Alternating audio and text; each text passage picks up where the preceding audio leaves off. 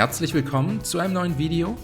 Heute zeige ich euch ein einfaches Rezept für einen leckeren Thunfisch-Nudelsalat.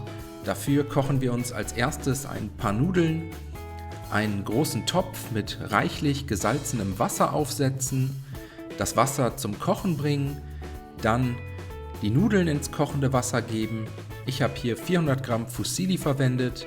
Ihr könnt aber wie immer auch andere Nudelformen verwenden, was ihr gerade da habt oder am liebsten mögt.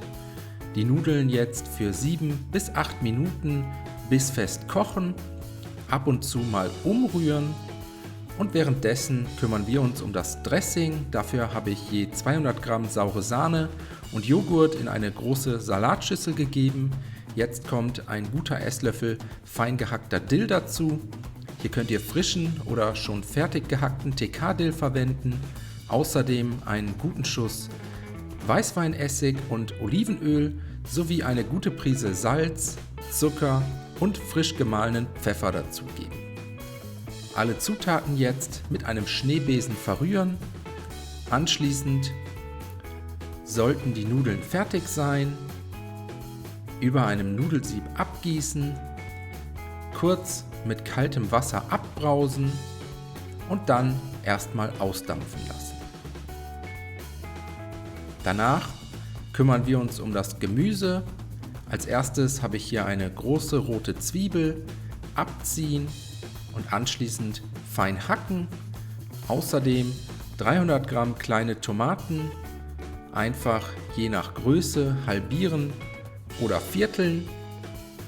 Und zum Schluss noch eine Salatgurke längs in Streifen und dann in kleine Stücke schneiden.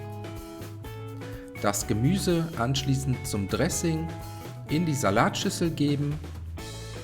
Außerdem kommen jetzt die gekochten Nudeln dazu und dann habe ich noch eine Dose abgetropften Mais sowie 2 Dosen Thunfisch mit Saft und Aufguss einfach dazugeben und danach sind wir im Prinzip auch schon fertig.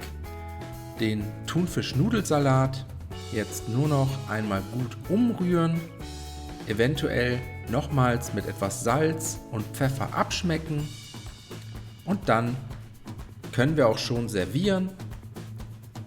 Einfach auf tiefen Tellern verteilen oder aber ihr nehmt die Salatschüssel mit zur nächsten Grillparty.